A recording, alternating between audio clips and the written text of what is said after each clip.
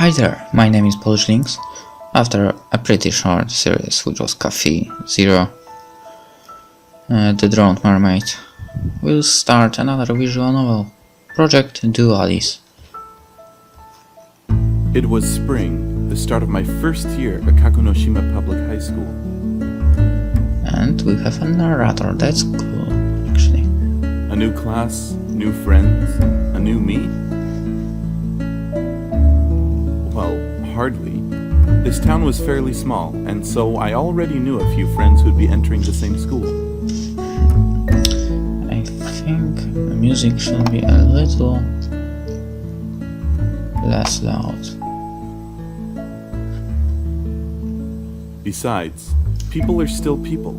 It's not like I could suddenly change into a whole nother person either. That's true. Yet, for some reason, I still had that new beginning sort of smile plastered all over my face as I walked the path leading towards the school. Though that smug expression was quickly wiped off as the entrance ceremony began, with the headmaster droning on about ideals, youth, and whatnot. Why is that all such seem so far away for someone like myself? Maybe it's because in situations like these, the person talking isn't talking to anyone in particular, but rather, it's just an image of what they imagine the person to be like.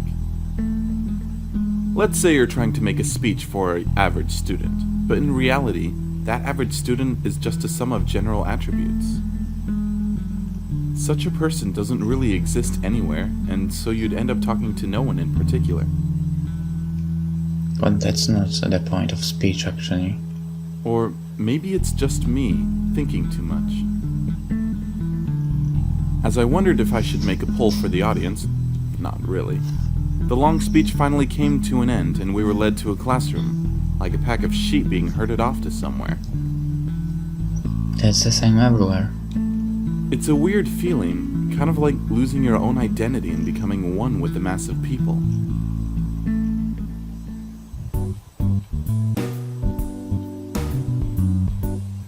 Okay, nothing happened now.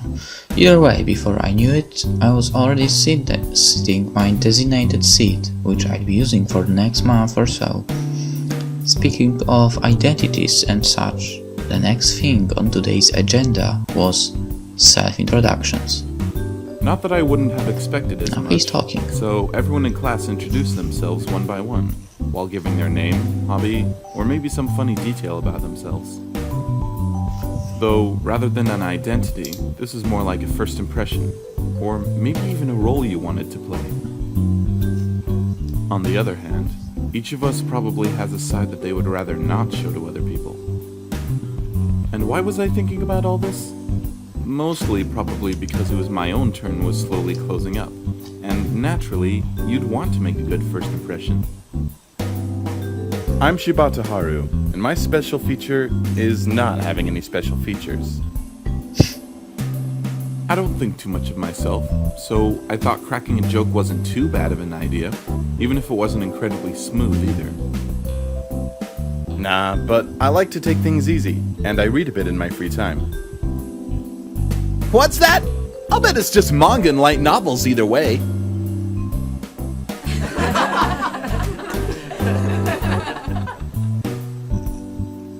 One of my so-called friends from middle school, Keita, was the one responsible for that comment. In any case, the rest of the class deemed it as funny, so I guess that the whole deal could have gone a lot worse too. As the bursts of laughter slowly quieted down, the teacher called the next student in front of the class, but for some reason, there was no answer. Yumi, Shimizu-san, could you introduce yourself? Shimizu-san? The teacher stared at the rows of students with a blank face. It was only after a long, awkward silence when he finally moved on to the next name on the list, and the rest of the class resumed like business as usual. Though I couldn't help thinking, what sort of a person would be skipping class on the very first day? Probably a huge delinquent? A shut-in? Or maybe she just happened to be sick. Oh well. On the second day of the new term, or more like the first real school day, this came up. So, Planning on checking out the clubs? Well, maybe. I was sort of planning to join the literary club. What's with that? Sounds boring if you ask me. I don't think anyone asked you, but naturally I didn't say as much aloud. I kind of like reading, though. Haru, you don't know a thing. High school boys should be doing things like playing in a band, basketball, or soccer. It's called football, not soccer. And just what do all these have in common? Duh! All of these are great ways for becoming popular with the girls. Give me a break. As if you could become a star player with no experience, or set up a band when you don't even have an instrument. We'll figure out something with guts and willpower. Come on, bro, it's you and me. What do you say? No thanks. Fine. No hard feelings, bro. But there's always a spot open for you in my band. So it was a band after all. I wonder just how far I'll get with that plan. Either way, according to the student's handbook, we'd be able to find both the literary club and the school bands at the liberal arts building. Okay. You should speak louder. Separated from the rest of the school buildings, it housed the art room on the first floor, music rooms on the second floor, while the rest, such as the photography and literary clubs, resided on the third floor. Well, I'm off. Right. See you around, or something. While Keita headed off to the music room, I continued to the third floor, searching for the one door with Literature Club written on it. Reading the name tags on the doors one by one, I walked slowly past the floor. Photography Club, Occult Club, Manga and Visual Arts Research Society.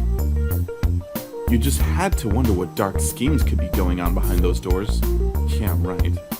And why was it called a Research Society instead of a club? But I had to move on. Standing in front of the fourth and last door on the corridor, I had finally found what I had been looking for. Well, that's a bit of an exaggeration, since it turned out that for some reason there was no one inside. Hey, anyone? I tried calling inside one last time, but there was no answer, and the door was locked as well.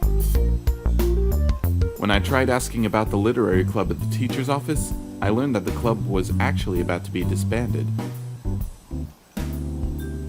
All the third-year members are busy studying for the entrance exams, so the club has no active members. Well, actually, there was one other first-year student that was interested in the club, but 4 active members is the absolute minimum. Or that's what I was told. Well, that was no good. I was running out of options here, but I didn't feel like joining Keita's one-man band project either. So, I decided to head to the school library instead. The library was a fairly small one, with only a few rows of shelves, while the rest of the room had been turned into a studying space with both single desks and bigger tables for groups. The selection of books wasn't too great either, with most of them being textbooks on history, science, and other things. Well, that figures. And other things. In comparison, there were hardly any novels at all. With a randomly picked title in my hand, I picked a seat from a table. The rest of the library was completely empty at this hour. Obviously so, since it was way too early to start studying for the exams yet. Well, at least that's what I thought, until I spotted a girl sitting on the same table with just a seat between us. Honestly, it was as if she barely had any presence at all, and so I had completely missed her a second earlier. Looking closely at her, she had long dark hair, glasses, and a surprised expression, as if she was trying to hide behind the book she was holding in her hands. In a situation like that, it felt like I sort of had something to say to her. Sorry. I guess I didn't see you over there. No. It's okay. For a second it seemed as if she was trying to say something, but after a while, she apparently changed her mind and returned to reading her book. I probably wouldn't get anywhere with her unless I started the conversation myself. What brought you here? No, that's not.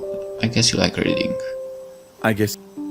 Well, more than a genuine question, it was more like an attempt to open the conversation. Yes. It's like being taken away to another world. She looked away while searching for the words within herself. Somehow, it felt that there was a tiny hint of sadness about this scene. Sorry, maybe I shouldn't have asked. I didn't mean it like that. I also like experiencing things that I wouldn't be able to find in reality. Like traveling to other galaxies or magical realms, visiting the past or the future. She snapped out of her pondering, suddenly engaging in lengthy explanations of various stories she had read in the past, reciting huge schemes, tiny details, and everything in between with an excited look on her face. It was as if she had suddenly opened up to me, almost like becoming a different person altogether. Or maybe I was just imagining, and she was this friendly with just about anyone. Nah, the former explanation sounded much nicer, so I guess I'll just stick with that. Somehow, we forgot all about introductions. Shibata Haru. That's true. Shimizu Yuki. For a second, I had the weird feeling as if I had heard the name somewhere before. Nah, it couldn't be. Come on, man. Her first name was really? different, and she didn't seem like the type to skip class either. But with all that talk from earlier, there was one thing I just had to ask about. By the way, do you write anything? No, I only read. That picture is on it. That was the answer she insisted on, but her excitement from earlier would make anyone doubt otherwise. What sort of stories would she write, I wondered to myself. What about you? I don't write anything, sorry. With a voice meeker than a little kitten, she returned the question. There was something about this girl that would make you want to hug her tightly whenever she looked at you like this. No good. At this rate, the last of my brain cells would turn to mush before I could actually answer her question. Nothing mentionable, though I was considering to join the literary club before finding out it had actually been disbanded a while ago.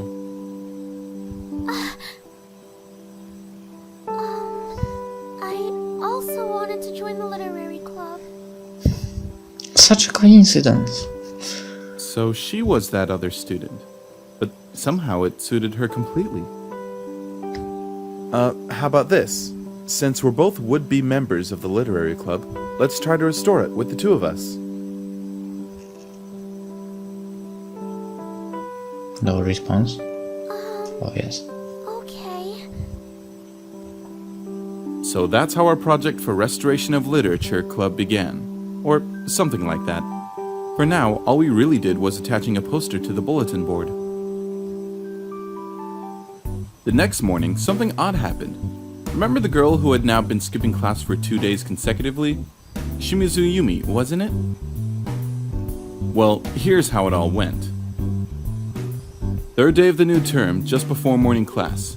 I was napping on my seat, enjoying the last 5 minutes I had before the class would start. While considering if I should do something about my sleeping habits, or the lack of such, I heard someone taking the seat directly behind me. That seat had been empty ever since the beginning of the term, so naturally I turned around to have a look. The girl sitting behind me had long dark hair which she kept in a ponytail, pure, pale skin, and a face that would have looked flawless from every angle if it wasn't for her gloomy expression. That's She seemed true, to be probably. glaring right at me. What's with that look? I wasn't staring at her that hard, I think. Shizumu-san, wasn't it? Huh? It's not as if she had a status indicator right next to her head or anything like that.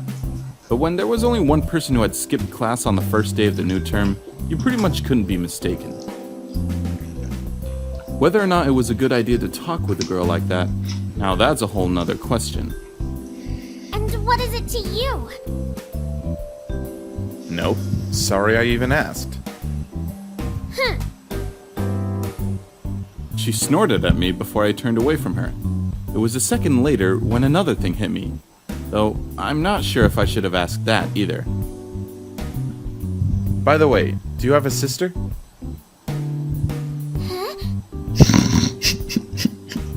For a second there, she looked at me with a surprised expression on her face, but a second later...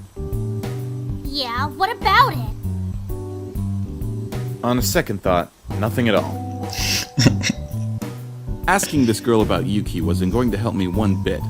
Rather, I'm pretty sure it was the other way around. Meanwhile, she stared at me the way a tiger would look at its prey. I was saved when math teacher Iseki walked in nonchalantly, unbeknownst of this battle for survival, and started his class. By lunchtime, I was surprised to find out that the girl had already disappeared off to somewhere. Well, it was probably better that way around.